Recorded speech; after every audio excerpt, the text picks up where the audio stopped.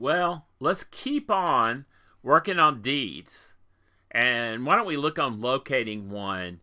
And I want to talk about what's in a basic one. So we're going to talk about the other things, abstracting, transcription, extracts. But let's go back to finding a deed and what's likely in all of the ones we're going to be looking for. So join me now.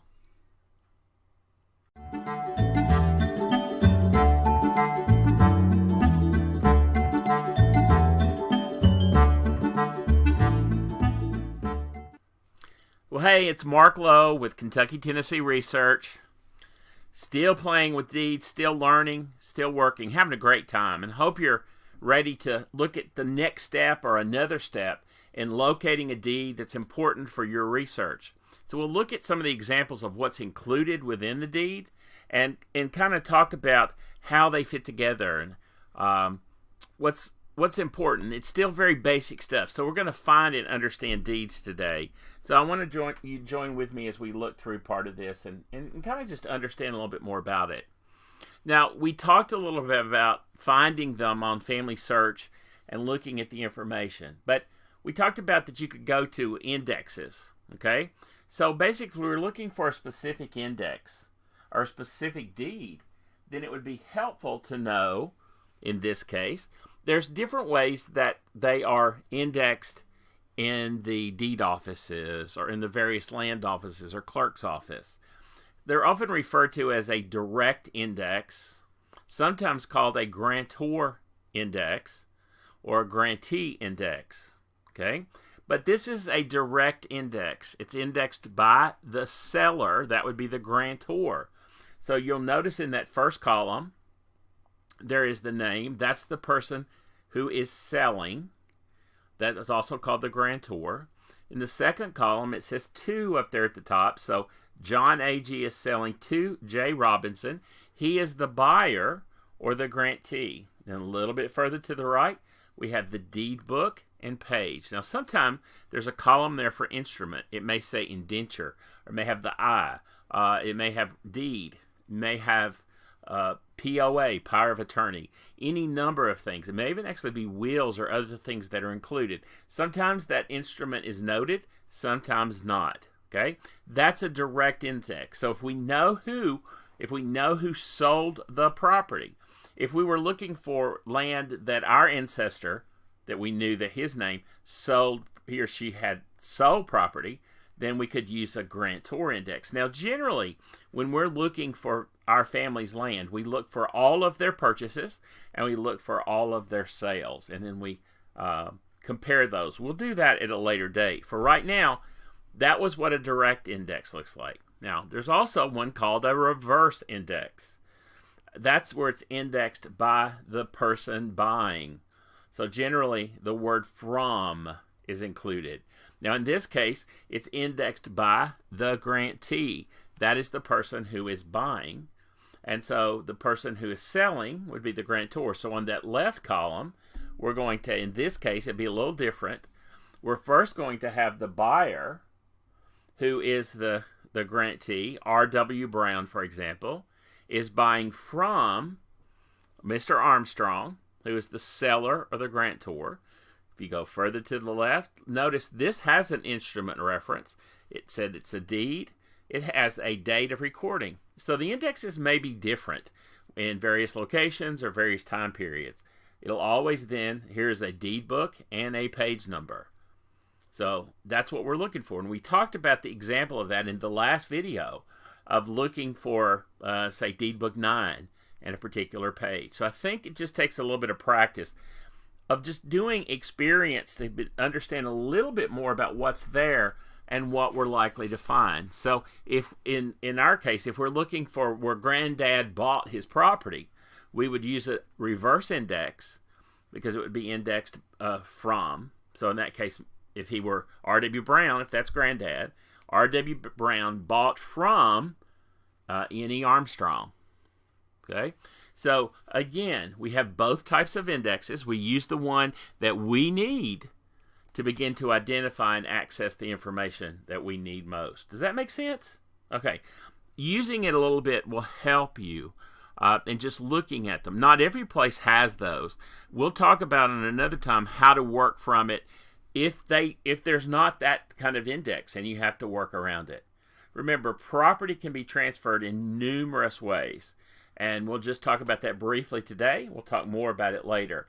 But it can be by gift, by deed, by will, by division of an estate. It can be a dower in the case of a life estate given to the typically a wife and entitled. If it's the opposite of that for male, it's called courtesy. We'll talk about that in another time period. It could be a grant, a court sale. It could be a legislative act where the property is being given or granted to someone by gift, or usually a grant may have money involved. Okay? But let's look at a basic deed. And I just want you to, we're going to go through these kind of fairly quickly, and they'll be here. So go back and watch it again. This is actually a deed here in Robertson County. And so I'm going to highlight the aspects of, as we look at this, what we call the various parts, and you'll be able to see them on this typewritten copy. So I just want you to get familiar with what the typical wording is called, and this would be included in almost every deed we're going to look at. A clerk's heading, okay? And in this case, it's written at the top. It's kind of a spacer. Now, almost all clerks have what they use as a way to stand them out. Sometimes they write it in a little block over in the left and draw marks around it, okay? But either way, it's just where the clerk is showing where a deed, a new indenture, or a new document starts. Sometimes it's at the top of the page. Sometimes it's in the middle of the page, wherever the document starts. And so this is typically a reference to who's issuing this. So this is property by J.T. Williams to C. Jones, and the date typically of recording, okay, or when it was received by the clerk. That is the heading. In this case, it's written above the beginning of this indenture, okay? Now, the date of the transaction is often found within the document, often toward the end. And there's a difference. There's the date that the transaction was signed or created, and there's also a recording date. And those can be different, okay? And that's why it's important for us to make note of those within the reference, because something could have happened. It could take years. In fact, I'll show you an example one day of where one is over 100 years from the date it was written until the date it was recorded. Okay, must have got lost, you think? Okay, now let's go on with this. There's the parties to the transactions. That is the people in this case who are buying and selling the property. So I've kind of highlighted and pulled that section out by name. So there's where Mr. Williams, this day bargained and sold, are hereby transferred to Campbell Jones. So remember, you have a heading up there. This is J.T. Williams to C. Jones. Sometimes this is where a name is fully spelled out. For example, it's Campbell Jones. In this case, Mr. Williams is still just the initial J in this point. But either way, that's the buyer and the seller. The parties have to be listed in there somewhere, so it's easy to find them and identify them. Okay? Then somehow, if it's a transfer of a sale, then there should be some consideration. And generally, that's money. It can be cash in hand. It can be for this much cash and then notes to be paid this year, next year. It'll be specified what the payment back or the promise is being made to the individual, and that a lien may be held until it's fully paid. Now, even if that's not listed, usually if it's not a full cash sale, a lien would be held to transfer. In this case, the transfer between Mr. Jones to Mr. Williams is for the consideration of the sum of $2,903.25 to me paid. Often you're going to find it actually say to me paid in hand, showing that actually in received. It's showing a very clear process that the person who's writing the deed, who is the one receiving the money typically, that it's all done. Full consideration has been paid and it's clarified. Does that make sense? Now, one of the most important things, particularly in the areas where we have meets and bounds, and those would be in the state land states, which would be the 13 original colonies, and then those states that were created from those colonies, the balance of those have federal land. We'll talk about that again in another point, and you should know the difference. But this is in Tennessee, which is a state land state, meaning it's also divided in metes and bounds. Now, there's other parts that are laid out rectangularly, but here's the metes and bounds. And the property description should define the property for which Mr. Jones is purchasing from Mr. Williams. Okay, so there it is, beginning on a stake. And if you're familiar with the platting that we've talked about, if not, then I'll put a link to one of the two platting classes that are out there. The one set at the Tennessee State Library and Archives that's a free kind of go through basic, and if not, Legacy Family Tree, I have a 2-set series that's available. It'll be located down in the notes down below this video if you're interested in learning more about that aspect as well. Okay, so there's the property description. Now, sometimes this is called boilerplate, which means it's kind of standard. These are the conditions of the transaction, and that can vary by state, location, or even individual document. In other words, I'm declaring as the seller of this property that I have the right, that I'm lawfully seized of the land and have a right to convey it, and that it is unencumbered, meaning I don't have mortgages or liens being held. I bind myself and my heirs, my representatives, etc., that I will defend the title and every part to Jones against any lawful claims of all persons. In other words, I'm saying I own this property, I have the right to transfer it, and I'm offering it, and I am willing to go to court to defend his right. I'm transferring this property to him. So it's important to read this, even though they're boilerplate. If there's something that is unusual, then we definitely want to make note of it and include it in our references, okay? And always, there will be a signature by the seller, in this case, and the witnesses to the sale. Generally, they're the test, and so they're often neighbors, executed in their presence, W.C. Richmond and R.C. Jones. Now, in regard to the important people, when we talk about looking at the folks around, the neighbors, the friends, the associates, then these are people that are parties to this case for a reason, or parties to this deed. They're very often neighbors or friends. So they can be relatives. It depends on what the case is, but don't assume it's one or the other. It depends on the laws in the state, but they're definitely connected. And so it's important to understand who they are. And that helps us, if we don't know who they are, that'll help us understand more about the neighborhood. Then probably toward the bottom of that, but I think it's very important, is what we call the recording and proving. The recording is where the clerk personally appeared before him, the person, James T. Williams, who was selling this. He appeared before the clerk and acknowledged that this was his act indeed, and so it was received in the office the 7th of September, 1857. Notice it's by the clerk, but it's written by Joseph Hardaway, the deputy clerk. Okay, and so you're going to find that noted at the bottom of the deed.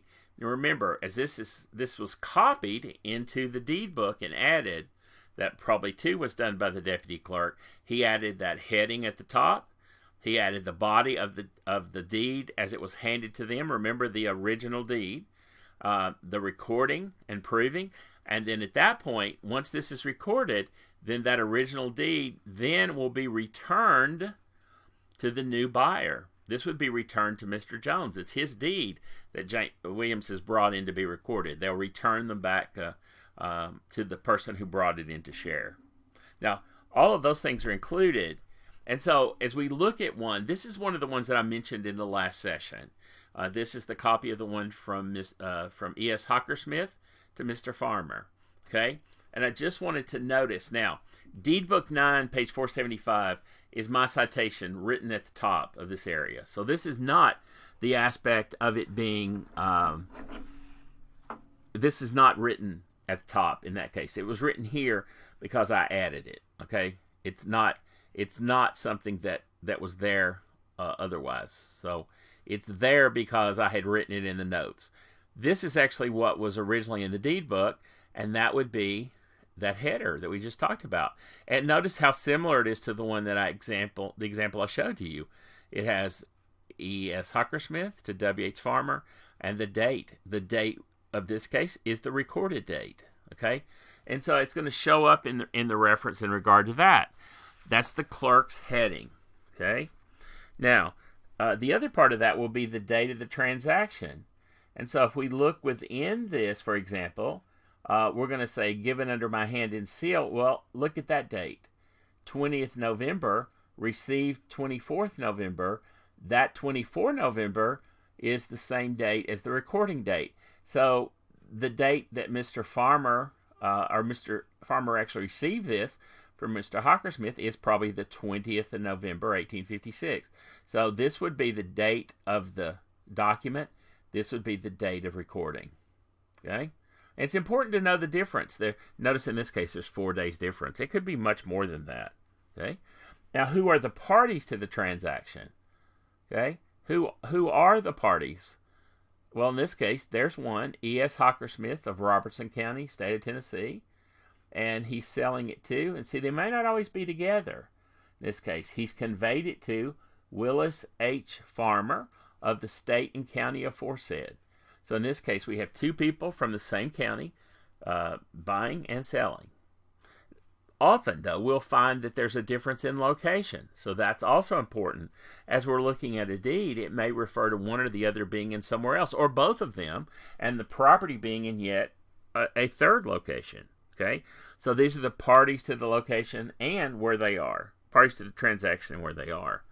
Okay, now, the amount for and in consideration of the sum of $192.50 to me paid. Okay, that's the consideration and the amount, in this case, of money. It doesn't say, but often, again, it could say to me paid in hand. I have bargained and sold. Okay, then there's the description of property. And so, in this case, that one may be a little more clear in the process, but if we follow it, it's in the county and state. It's in the 9th Civil District. It's a portion of a tract of land of about 7 acres, purchased from Joe C. Stark, being lot number 14, in the plan of the addition to the town of Springfield by Stark. Beginning, which is always the notation of meets and bounds, and then there it is, beginning at a stake in the center of the road leading from Springfield to Gallatin. And then it'll continue through that process, all of those, the meets and bounds, back to the beginning, containing about 3.5 acres. Okay, so that is the property description. Again, we're going to find some of these in every deed almost the same way. Then we're going to also find the reference, I say, of the conditions of the transaction. Some are very lengthy, like the last one I showed you, but in this case, notice that it just says, here it starts, I warrant the title to the land and every part thereof against the lawful claims of all persons, whatever. And prior to that, to have and to hold to the said Willis Farmer, his heirs, and assigns forever.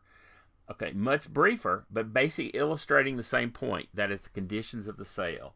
I, Mr. Hockersmith, have a right to sell it. I sell it, and I assign it to Willis Farmer forever. It is his, and I will defend the title.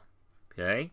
Then we're going to have the signature, in this case, Mr. Hockersmith, and the seal beside of that. And then below that, and it's just going to vary a little bit with time, below that we always have this, the reference as to where it was, proven and are recorded. State of Tennessee, Robertson County. We always see these session marks.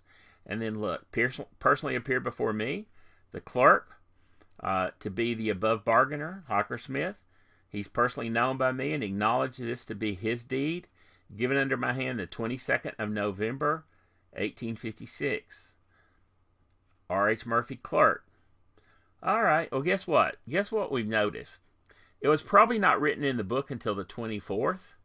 It was brought in, it was done on the 20th, it was brought in on the 22nd, and recorded and received on the 24th. And so actually it just shows us the process. By looking through this and identifying that, we now have seen how this was actually handled. Now, if you start noticing this, you begin to find out how fast the office really works. And I think that's one of the interesting points about us looking at this, of understanding and beginning to just identify what's happening. I think it's really important for us to realize that this document was handled, or an original document was handled, to the clerk from the buyer and seller. Could have been done in their office. The transfer of money, etc., may have been handled, but this transfer was given to the clerk or the deputy clerk. They made the following notes and notations. They had to write a copy that into the official deed book and then acknowledge it and return the original deed back to the parties of the transaction. I think understanding how that all works kind of makes us understand the process, and we see the reality of the deed and its reference therein. The more we understand that process, then I think the more we understand about the individuals involved, what they're thinking about. And if you've bought or sold property, you know that this is done in a very systematic and orderly way. And I think it's important that we understand that and keep that in mind. As we look at that copy of the deed, then what all connects with that and what all ties with it. Remember, if you have questions about a word, a reference within that, I recommend a law dictionary by John Bouvier, and there's a link to a copy of the 1856 copy that's online, but it's also available at HathiTrust, Google Books, or you could have a Black's Law Dictionary. I would recommend an older copy, a used older copy, but this one is the one that was recommended by attorney generals in most states for county clerks to use as reference. Okay, and it's readily available, so it's a good one for us to have close at hand. Now, with all that to do, the whole point is to go find a deed and begin to reference and look for information. That's your job, right? So at this point, all we've talked about is, if we're looking for one, we've talked about how to find it using it, finding the copy at Family Search or in Ancestry or various places in the last session. Today we've talked about when we find a deed, we're going to highlight those points. And I want you to get in the habit of looking for all the things we talked about. If you don't remember them, go back and review it again. Because we need to know who the parties are. We need to know the dates, the date of both the transaction and when it was recorded. We need to know where the property is located, and we'll talk more about that later. We need to know the amount, the consideration. Was this for love and affection of my son? Was this for a certain amount of money? Or what is the consideration or the money exchange? And it could be notes. Often there's a case of cash with notes, and somehow the notes don't get paid, so the property doesn't finally get transferred. And so if you see that, then that's another situation. What happened? Did the person die? Did we have a major panic? Did we have a loss of income, a depression? What may have happened there? Okay. All of those lead us to more questions. And as genealogists, the questions lead to answers. Answers lead us to finding more information. Does that make sense? Hey, that's what it's all about. I just keep telling you, the more we learn, the more we want to know, the more we find out, the more we learn and want to find out more. It's just a continuing process. So remember, there's a way to find the answers to that. But more importantly, we want to be accurate. We want to be complete. We definitely want whole. There's ways to be quick about it. And I want you to be speedy enough in your process, but don't rush yourself. Never push faster so that it makes you to be less complete and less accurate. So when we find and begin to use those deeds, our point is learning more about the information. So much is happening, and we're gathering so much, and we're all living in kind of a strange world right now. And be safe and do your part to protect everyone about you and yourself, because I want to see you next time somewhere soon. Hopefully it won't be too long. In the meantime, we're going to gear up more about what we're sharing. All of my colleagues at Chi-10 Research, at Kentucky Tennessee Research Associates, will be sharing information. We'll also be doing some more things on our website. So probably by this weekend, very soon, go visit us at kytnresearch.com. You'll see some notes about what's happening. Hopefully I'll begin to have some sessions with them here where we'll be perhaps talking, sharing some of our information together, but some of the great lessons that some of my colleagues have put together, we'll have some webinars available, and there'll be some that are available for free, others that you can purchase at a I'm going to say greatly reduced price. They're good prices. I learn from them every time I listen to these folks, okay? So thanks for joining us. Go find a deed. I'm anxious to hear more about it. By the way, remember, if you're practicing doing an extract, an abstract, or a transcription, you can share those with me. I'm looking forward to seeing some of those assignment works come back. If not, I'll give you another one next week. Anyway, have a great day. Thanks for joining me and us. Have a good time. And thanks. See you later. Bye-bye.